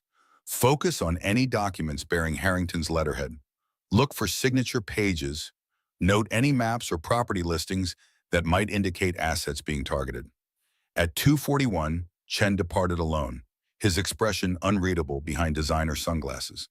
Parker followed at 2:57, phone pressed to his ear, gesticulating with his free hand in a manner suggesting agitation. Jason captured the departures, then waited 10 additional minutes before approaching the club's service entrance as Lisa had instructed. The kitchen was organized chaos, chefs calling orders, servers moving with practiced efficiency between stations. A slender man with salt and pepper hair intercepted Jason just inside the door. Ms. Harrington said you'd come. Private dining room 3. They've left but not been cleared yet. You have 5 minutes before I send staff in. Jason navigated through the kitchen and down a carpeted hallway lined with portraits of founding members, stern-faced men from another century. Private dining room 3 was unlocked, the interior still bearing evidence of the recently concluded meal. Empty wine glasses, crumpled napkins, the lingering scent of expensive cologne. He moved quickly, scanning the table for anything left behind. Nothing on the visible surface. He checked beside chairs, under the table, nothing. Disappointment settled in his stomach until he spotted the wastepaper basket tucked discreetly in the corner. Inside, crumpled papers, a discarded menu, and something that made his pulse quicken. Torn fragments of what appeared to be Harrington Industries letterhead. Jason carefully retrieved the pieces, laying them on the table to form a partial document. A contract draft, heavily annotated in what he recognized as Parker's handwriting from samples Lisa had shown him. The header was intact. Asset Transfer Agreement, Harrington Properties Division. The signature line was visible, with what appeared to be Lisa's signature already in place. He photographed the fragments individually and collectively, then carefully collected them into an envelope he'd brought for this purpose. This was what they'd been waiting for. Evidence of documents being prepared with Lisa's forged signature, authorizing the sale of company assets. A soft knock at the door signaled his time was up. Jason pocketed the envelope, nodding thanks to the waiting server as he slipped back into the hallway and out through the kitchen. Outside, he texted Lisa, "Got something, torn contract with your signature. Appears to be property division sale. Coming to you now." Her response was immediate. "This could be it. Hurry." Jason was 3 blocks from the Chicago Club when instinct made him check his rearview mirror. A black SUV had pulled out behind him, keeping pace despite opportunities to pass. He made a right turn at the next intersection. The SUV followed. Left at the next, still there. His PI training kicked in, alarm bells ringing. He was being followed and not particularly subtly. He reached for his phone to alert Lisa, but before he could dial, the SUV accelerated, pulling alongside his rental car at the next stoplight. The passenger window lowered, revealing a face he didn't recognize. Middle-aged, expressionless, wearing the anonymous suit of corporate security. "Mr. Cole?" The man's voice was neutral, professional. "Mr. Parker would like a word with you. Please pull over at the next corner." Jason's mind raced through options. He could refuse, continue driving, but to what end? If Parker knew who he was, knew he was working with Lisa, then the element of surprise was already lost. Better to understand what they were dealing with. He pulled over as instructed, the SUV stopping behind him. The suited man approached his window. "Mr. Parker is very interested in your recent activities on behalf of Ms. Harrington, particularly your visit to the Chicago Club just now." Jason remained silent, assessing. The man continued, tone conversational, but undercut with steel. "This is a courtesy call, Mr. Cole. A professional warning. Ms. Harrington is terminally ill and not thinking clearly. Getting involved in corporate matters beyond your expertise could have serious consequences for your career, your reputation." He paused, significance hanging in the air. "Even for custody arrangements regarding your daughter." The threat, implicit but unmistakable, sent ice through Jason's veins. How Parker had discovered Emma's existence was irrelevant. That he would use her as leverage revealed everything about the man's character. The suited man handed Jason a business card. "Mr. Parker is prepared to be generous. Compensation for your time, a recommendation to the building management company that owns your current contract, perhaps even assistance with your daughter's educational needs. All he asks is that you step away from this situation." Jason studied the card, blank except for a phone number. "Consider the offer carefully, Mr. Cole, for everyone's sake." The man returned to the SUV, which pulled away smoothly into traffic, leaving Jason gripping the steering wheel hard enough to whiten his knuckles. 20 minutes later, Jason entered Lisa's penthouse to find her pacing the living room, phone pressed to her ear. "I don't care what time it is in Tokyo, wake Tanaka up. Tell her it's regarding her meeting with Harold Chen at Parker's Lake Forest property." "I have photographs." She ended the call as Jason placed the envelope on the coffee table. "They know Parker had me followed from the Chicago Club, sent someone to deliver a warning." Lisa's expression hardened. The vulnerable woman who had drawn pictures with Emma vanishing beneath the CEO's calculating mask. What kind of warning? The kind that mentioned Emma. Jason kept his voice level despite the rage simmering beneath. "He's offering bribes to walk away, threatening consequences if I don't." Lisa went very still, a dangerous stillness that reminded Jason she hadn't built a corporate empire through compromise and gentle persuasion. "He threatened your daughter?" "Not explicitly, just mentioned custody arrangements could be complicated for someone in my position." Jason opened the envelope, spreading the torn contract fragments on the table. "But I got what we needed, your signature, forged on a document authorizing sale of Harrington's property division. The contract is torn, but the letterhead and signature page are clear." Lisa examined the fragments, her focus absolute despite the threat to Jason and Emma hovering between them. "This is it. Proof of fraud, forgery of my signature, unauthorized sale of company assets. Combined with the photos of Parker meeting Chen and Tanaka, we have enough." She looked up, meeting Jason's eyes directly. "But Parker making this move changes things. He knows we're building a case. He'll accelerate his timeline, and he's shown he's willing to target your family." The unspoken question hung in the air. Was it worth continuing? Was Lisa's company, her legacy, worth risking Emma's security? Jason moved to the window, looking out over the city as evening lights began to flicker on across the skyline. "When Rachel was dying, she made me promise something else. Besides teaching Emma about the third kind of people, she made me promise I'd show Emma a world worth fighting for.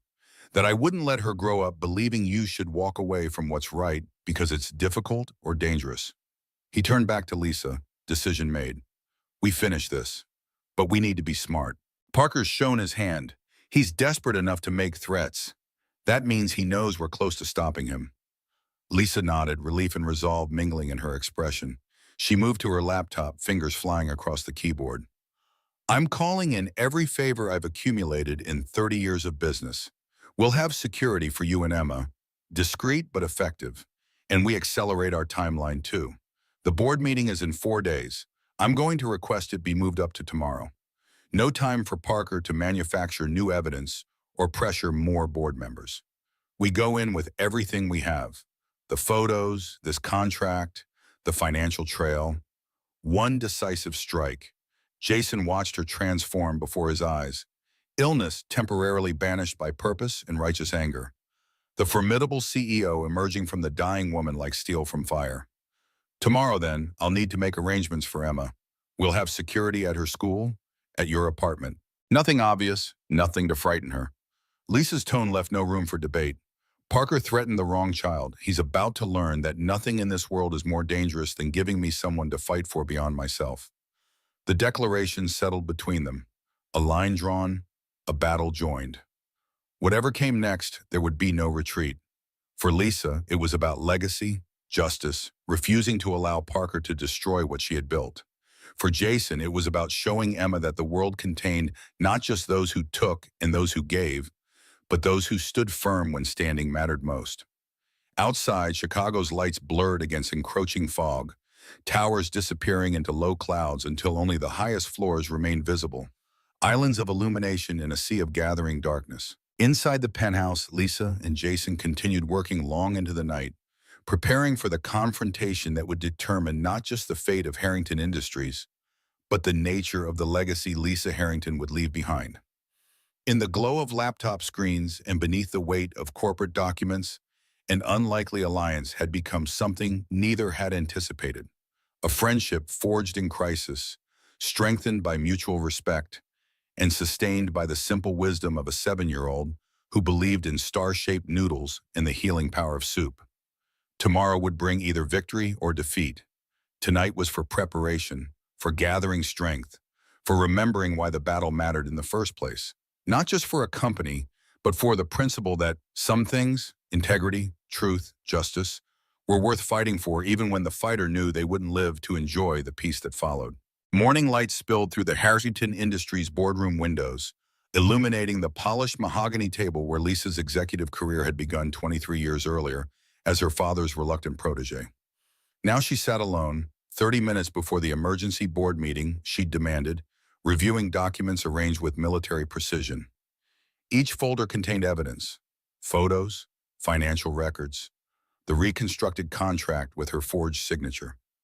Her attorney, Catherine, stood by the windows, phone pressed to her ear, voice low as she coordinated final preparations. The room still bore traces of Lisa's influence, despite her months-long absence. The ergonomic chairs she'd insisted on after an executive retreated complained of back pain. The state-of-the-art presentation system installed when she'd grown tired of fumbling with cables before international calls. The subtle lighting she'd designed to eliminate unflattering shadows during video conferences. Small touches that had once seemed significant, now rendered trivial by mortality's harsh perspective. Lisa's reflection in the darkened monitor across the table startled her, a ghost of her former self in an expertly tailored suit that hung too loosely despite the tailor's valiant efforts yesterday. The silk scarf wrapped around her head couldn't disguise what chemotherapy had taken, but her makeup was flawless, armor against pitying glances. She'd insisted on stiletto heels despite Catherine's practical concerns, despite legs that trembled with fatigue. Image mattered today. Perception could determine the outcome as surely as evidence. The medication she'd taken an hour ago dulled the worst of the pain, allowing her to sit upright without wincing, to breathe without each inhalation becoming a negotiation with her failing body. It would last through the meeting if she was lucky. If not, well, that possibility had been accounted for too. Jason had escorted her to the building at 7 a.m., Emma safely tucked away with Mrs. Patel and the security team Lisa had hired.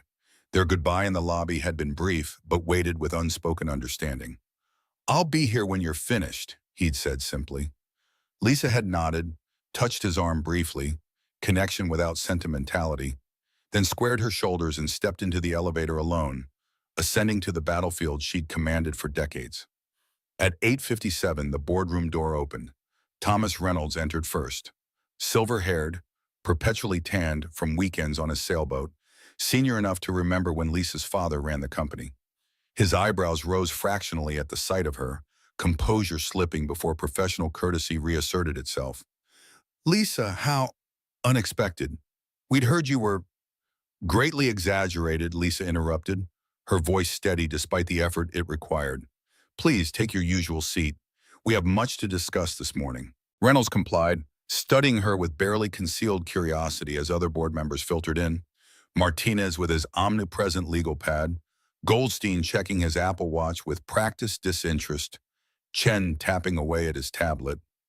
Each registered varying degrees of surprise at Lisa's presence, carefully masked beneath corporate pleasantries. The temperature in the room shifted when Vanessa Tanaka entered, her stride faltering momentarily upon seeing Lisa at the head of the table. Their eyes locked, mentor and protege, now adversaries.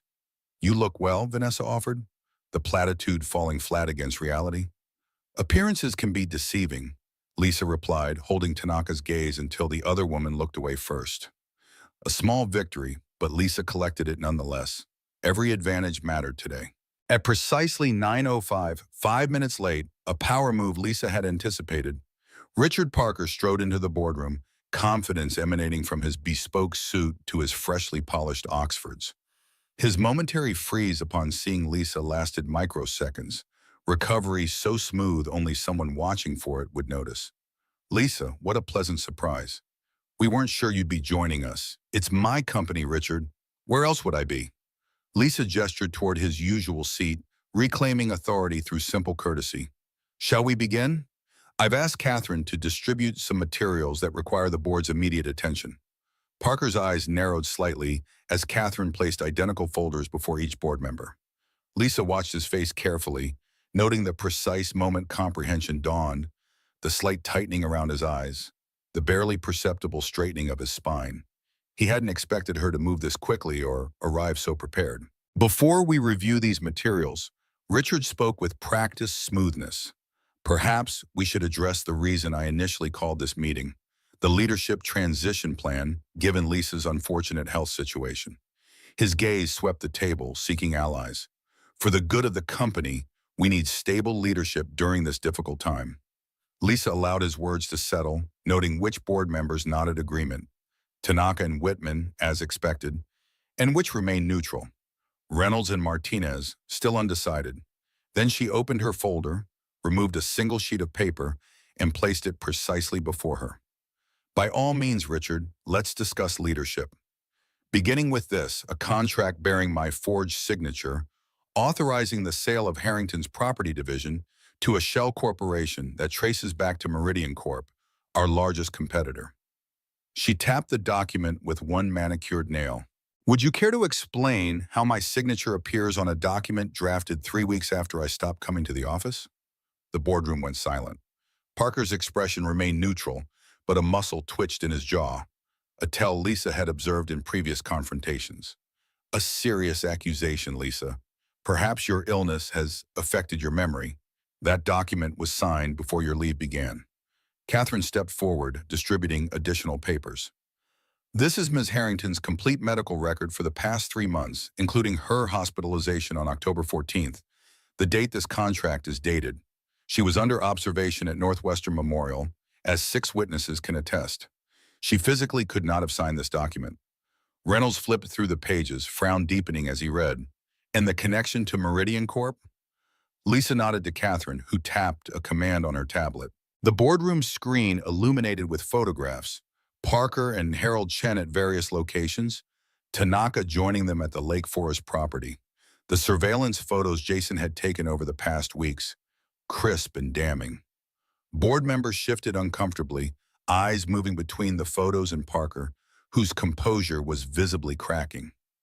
Goldstein removed his glasses, polishing them unnecessarily. Who authorized this surveillance? Parker demanded, voice rising slightly. This is an invasion of privacy, possibly illegal. I authorized it, Lisa interrupted. When financial irregularities suggested corporate espionage, I exercised my authority as CEO to investigate. The evidence points to a coordinated effort to systematically dismantle Harrington Industries through asset sales to Meridian Corp-controlled entities, with profits diverted to offshore accounts. She nodded to Catherine again, who distributed financial records highlighting suspicious transactions. Martinez studied them with his attorney's precision, making rapid notations on his legal pad. Reynolds leaned toward Goldstein, murmuring questions that the CFO answered with increasingly troubled expressions.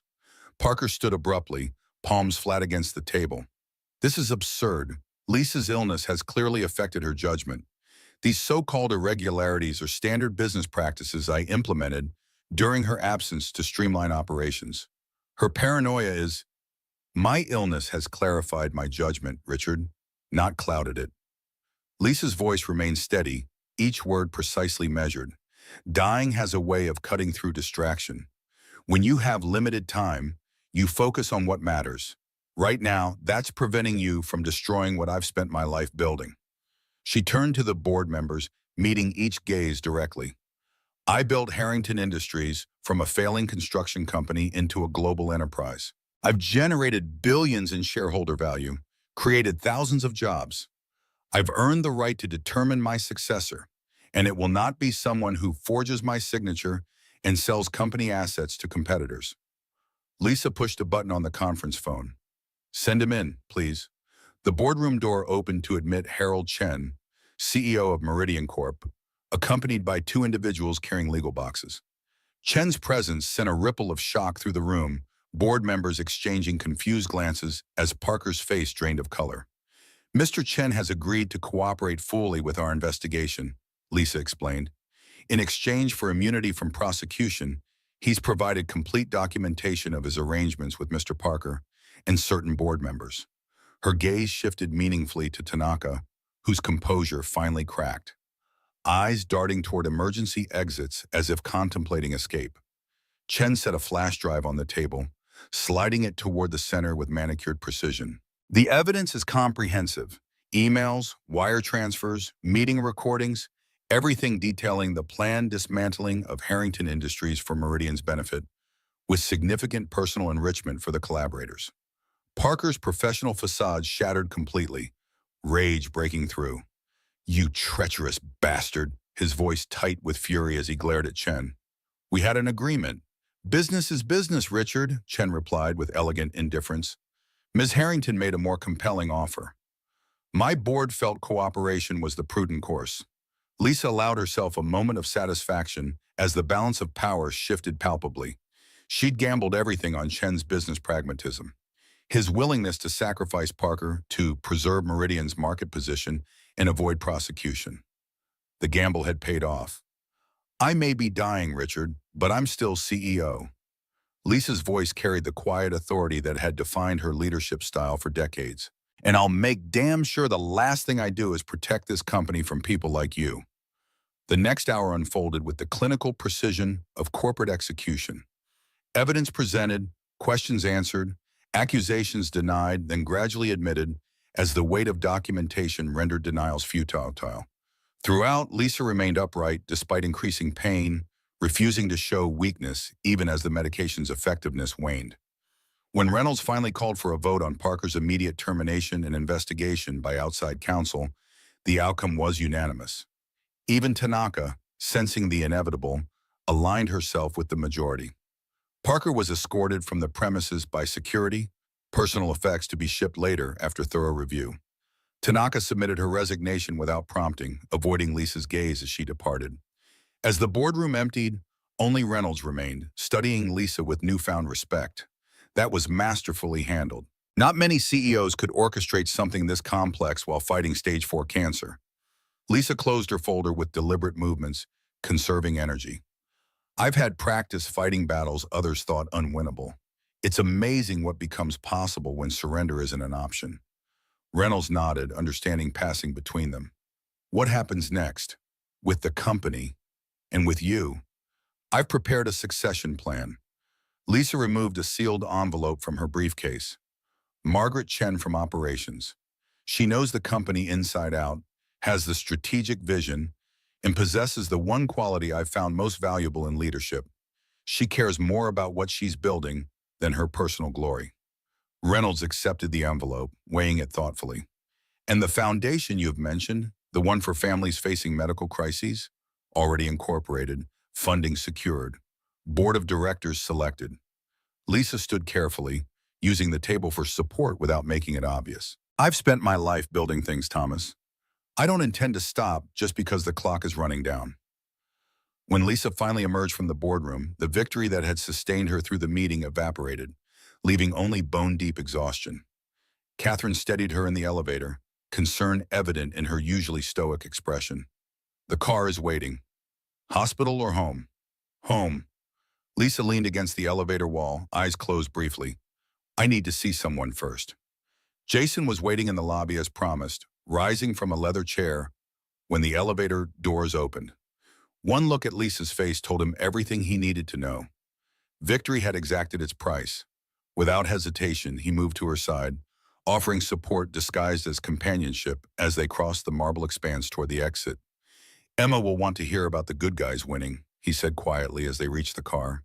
Lisa managed a tired smile despite the pain radiating through her body. Tell her the queen vanquished the dragon, and that her soup definitely helped. The days following Parker's removal passed in a blur of legal proceedings, board restructuring, and carefully managed press releases. Lisa participated from the penthouse, strength fading but mind still razor sharp, guiding the transition to Margaret Chen's leadership with meticulous attention to detail. Parker's arrest on charges of fraud, embezzlement, and corporate espionage made national news. Harrington Industries' stock rallying as investors gained confidence in the company's renewed stability. Through it all, Jason remained a constant presence. Driver, courier, witness to the corporate aftermath, shielding Lisa from unnecessary stresses as her condition deteriorated despite renewed treatment efforts. Emma visited regularly, bringing drawings and stories that provided respite from legal documents and succession plans. On a crisp December morning, and with snow falling gently outside the penthouse windows, Lisa finalized the details of the Harrington Foundation with her attorney and financial advisors.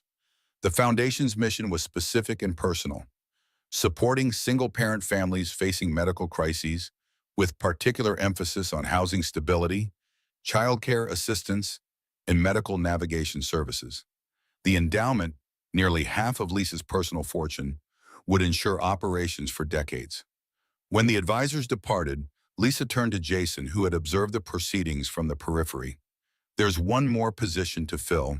The foundation needs a director, someone who understands both sides of the equation, someone who's lived through medical crisis as a single parent, who knows what practical help actually looks like. Jason's expression shifted from confusion to disbelief as he realized her intention. I fix air conditioners, Lisa. You're asking me to run a multi-million-dollar foundation. I'm not qualified. You're more qualified than anyone. Lisa's voice was weaker now, but her conviction remained undiminished.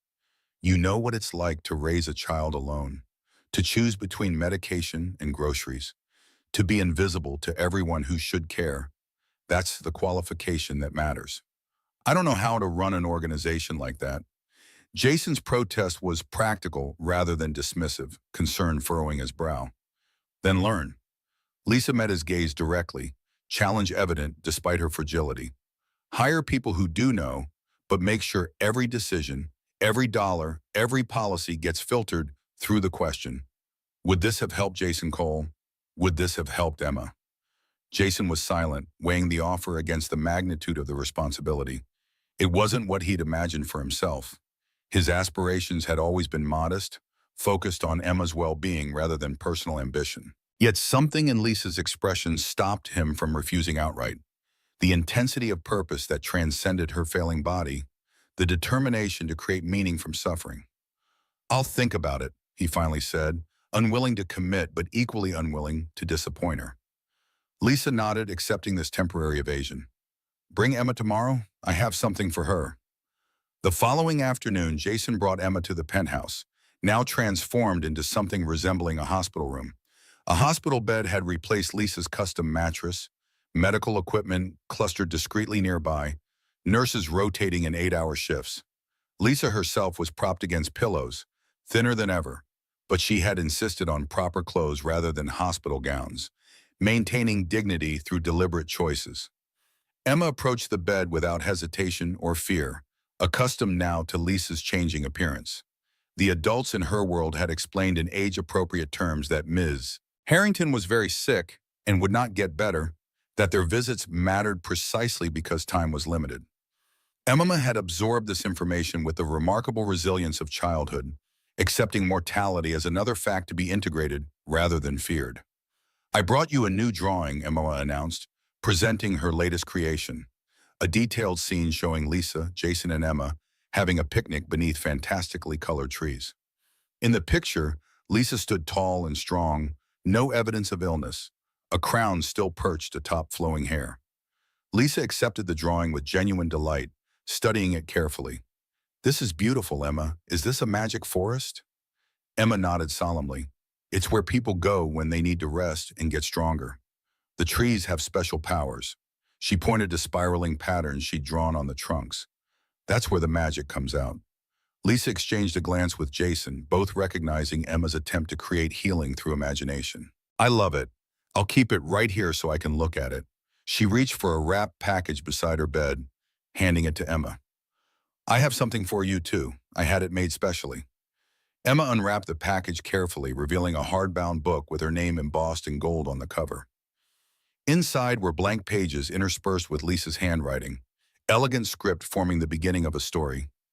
Emma traced the words with her finger, eyes wide. "It's a story I started, but it needs a special co-author to finish it." Lisa's voice softened. "It's about a brave explorer named Emma who discovers a hidden kingdom and helps the queen remember what really matters. I thought maybe you could write the middle and the end when you're a bit older." Emma clutched the book to her chest, understanding the significance beyond her 7 years. "I'll write the best middle and end ever. Promise." Her fierce determination brought unexpected tears to Lisa's eyes, quickly blinked away before Emma could notice. "I know you will." Lisa reached out, squeezing Emma's hand gently. "You know, Emma, I've been thinking about what you said before, about queens needing visitors so they don't get lonely in their towers. You were right. That's the most important wisdom anyone's ever shared with me." Emma beamed, pride straightening her small shoulders. "Dad says wisdom is when you know something important without having to learn it the hard way. Your dad is very smart." Lisa's gaze shifted to Jason, something unspoken passing between them. Sometimes the hardest lessons come from the youngest teachers. After Emma had explored the book further and shared stories about school and friends, a nurse appeared discreetly in the doorway, signal that Lisa needed rest. Emma hugged her carefully, mindful of tubes and wires, then retreated to the living room with her new treasure, leaving the adults to speak privately. "Have you thought about my offer?" Lisa asked once Emma was out of earshot, fatigue evident in her voice despite efforts to conceal it. Jason nodded slowly. "I've been thinking about nothing else." He paused, gathering thoughts. "Why me, Lisa? Really? You know dozens of qualified executives, people with foundation experience, people from your world." Lisa adjusted her position slightly, wincing. "That's precisely why it can't be them. The Harrington Foundation isn't about maintaining the status quo or providing tax deductions for wealthy donors. It's about practical help delivered without judgment or condescension." Her gaze held his, unwavering despite her weakness. "It's about people like you, not people like me." The simplicity of her statement silenced his objections. Lisa continued, voice dropping to ensure Emma wouldn't overhear. "The penthouse is part of the foundation assets, not to live in, but to sell or rent out. The proceeds go to Emma's educational trust. Non-negotiable." "Lisa, we can't accept." "You can, you will." Lisa's CEO persona flickered briefly through her illness. "That child has more wisdom in her 7 years than I found in 45. She deserves to know that wisdom has value, real value, the kind that can pay for college, a house, whatever she dreams up." Jason wanted to argue further but recognized the futility. This wasn't charity in Lisa's mind. It was investment in Emma's future, in the perspective she represented. And beneath his practical objections lay understanding. This was Lisa's attempt at legacy, at continuing influence beyond her rapidly approaching end. "Okay, thank you." His voice caught slightly on the inadequate words. Lisa smiled, a genuine expression that transformed her face despite the ravages of disease and treatment. "No, thank you, both of you." for teaching a mean old CEO that soup and star-shaped noodles are what actually matter. Jason returned her smile, recognition of the joke they now shared. You're not mean, ruthless in business maybe, terrifying to corporate rivals, definitely, but not mean. Emma says I'm just scared, Lisa admitted, vulnerability showing through her carefully maintained facade. That scared people act mean sometimes. Jason laughed softly. See? Wisdom without having to learn it the hard way. When Jason and Emma left that evening, something unspoken hung between the adults. The awareness that their goodbyes might be final, that Lisa's decline had accelerated following the board meeting confrontation.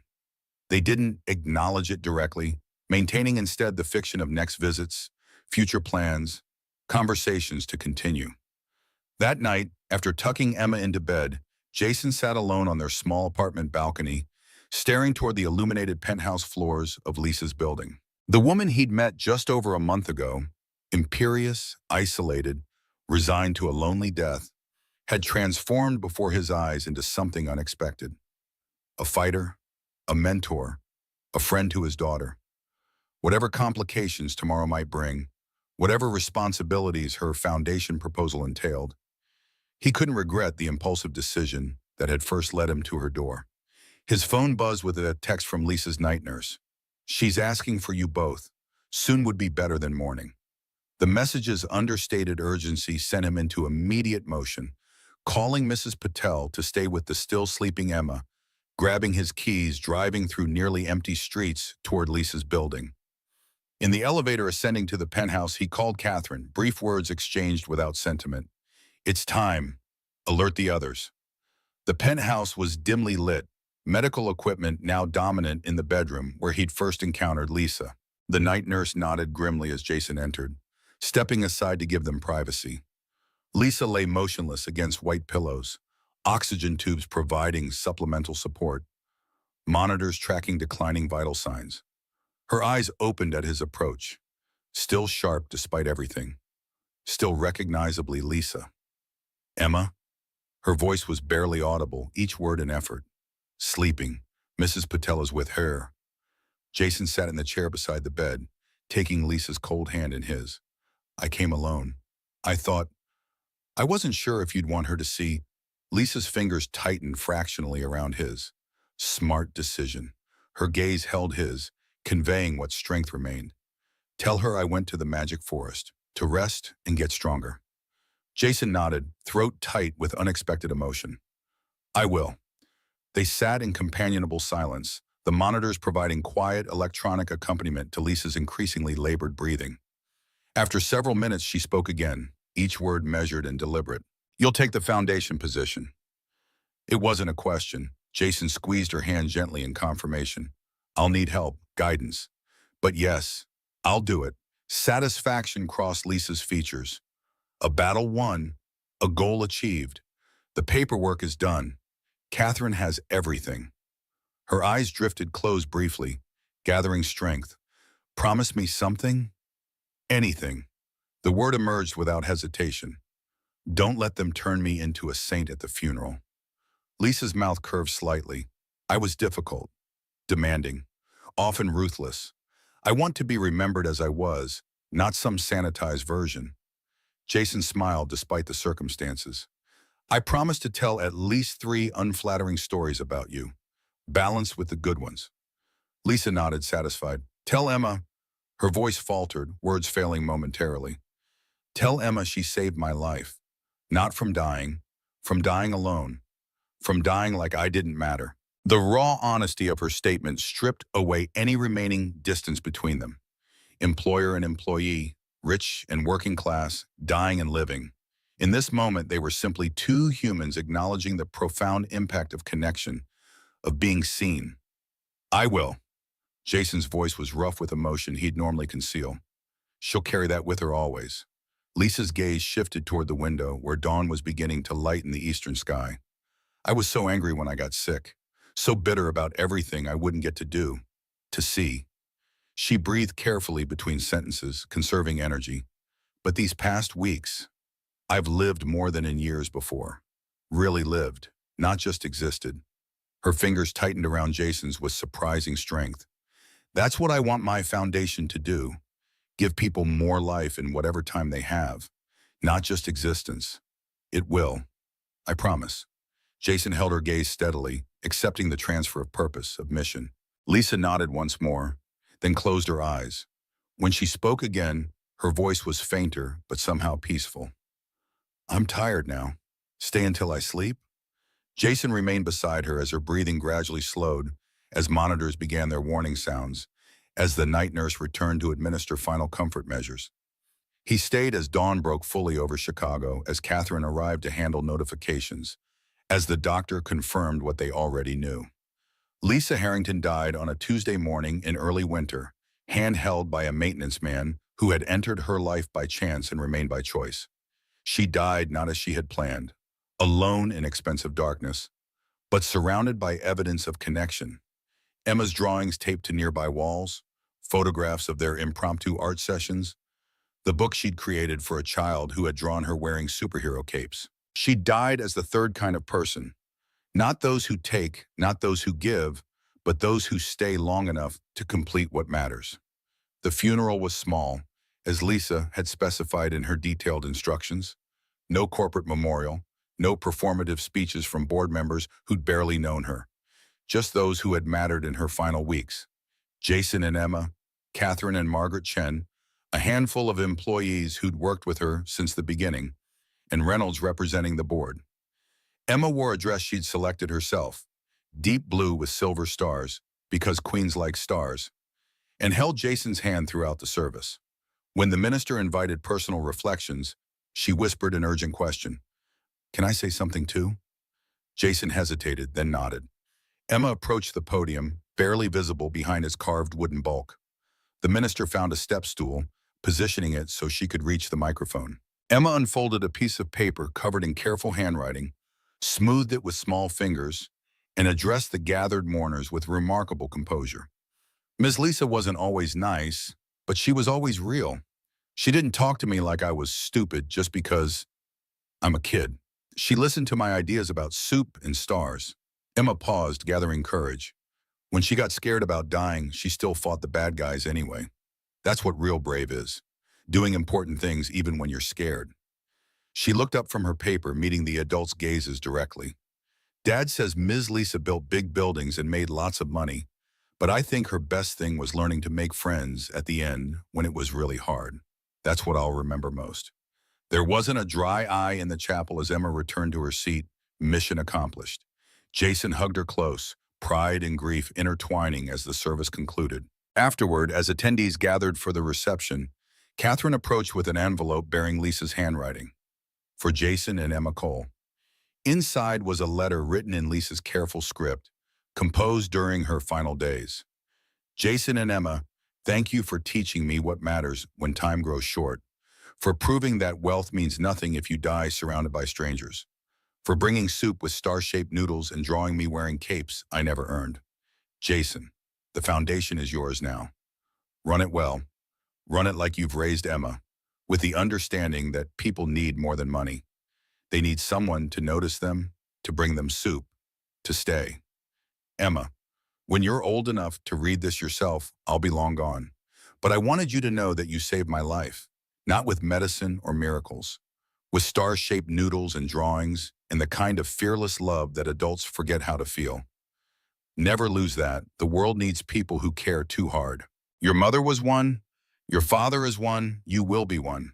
That's the legacy that matters. The penthouse is yours someday. Do something good with it, something your father would be proud of. I already know he will be. With love and gratitude, Lisa. Jason folded the letter carefully, tucking it away to share with Emma when she was older, when she could fully comprehend its meaning.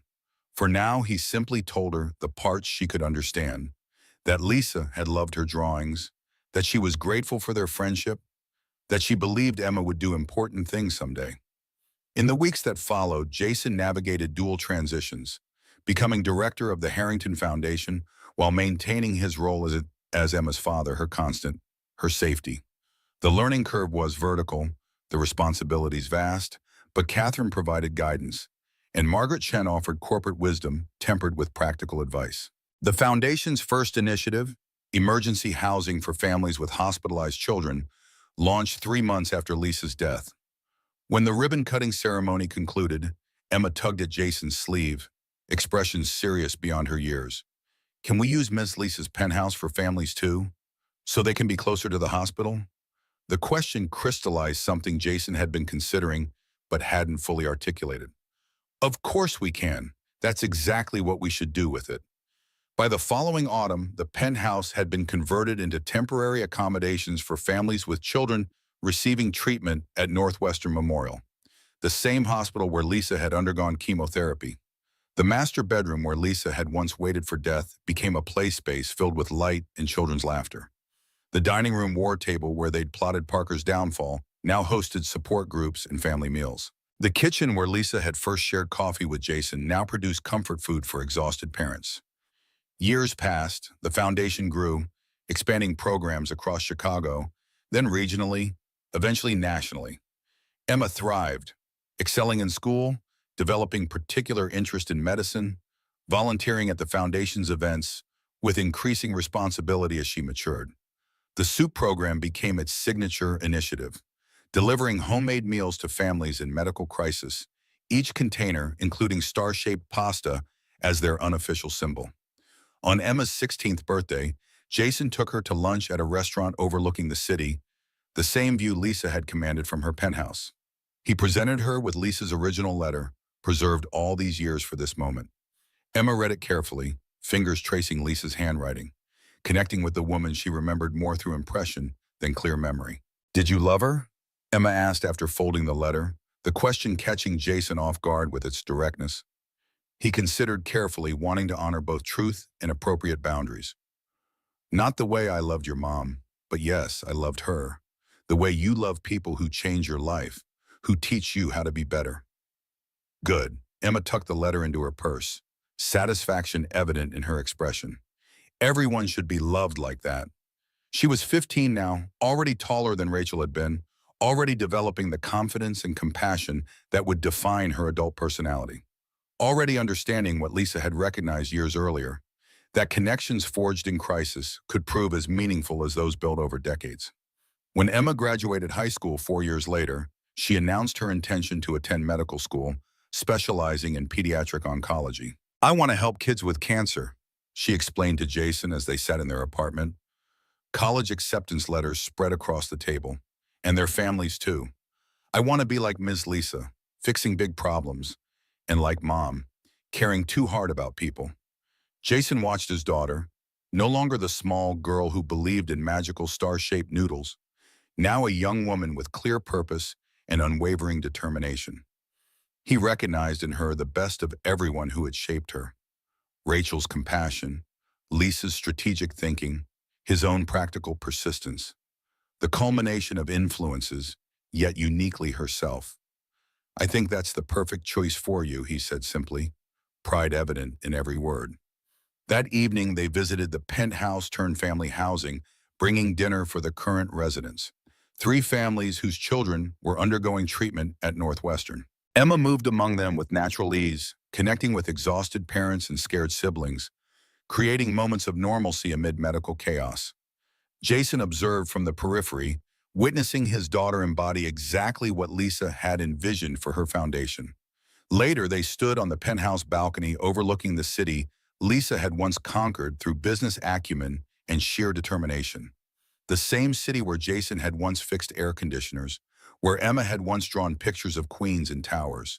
The same city that now housed dozens of foundation programs, hundreds of families served, thousands of lives improved through Lisa's legacy and their stewardship. "What do you think she'd say if she could see what we've done with her foundation?" Emma asked, leaning against the railing, her expression thoughtful beneath the city lights. Jason smiled, memories of Lisa's fierce intelligence and unexpected vulnerability surfacing with perfect clarity despite the years between. "I think she'd say we understood what actually matters, that we taught other people to care about the right things, that her legacy turned out exactly as she hoped." Emma nodded, satisfaction evident in her posture. Above them, stars emerged against the darkening sky, the same stars visible from penthouse heights and modest apartment balconies alike. connecting all levels of the city beneath their ancient light. Somewhere in that vast urban landscape, families were eating soup with star-shaped noodles, finding momentary comfort amid medical crises. Somewhere, people were surviving impossible challenges because someone had noticed their struggle and decided to stay. That, Jason reflected as he stood beside his daughter on the balcony where Lisa had once contemplated ending her life, was the most unexpected legacy of all. Not buildings or billions, but this. The quiet revolution of caring when caring was inconvenient, of showing up when leaving would be easier, of choosing again and again to stay. He put his arm around Emma's shoulders, both of them gazing out at the city where their story had unfolded. The foundation would continue its work tomorrow. There would be new families to help, new challenges to address, new opportunities to create meaning from suffering. But tonight was for remembering how it began, with soup and star-shaped noodles and a maintenance man who had knocked on the wrong door at exactly the right time.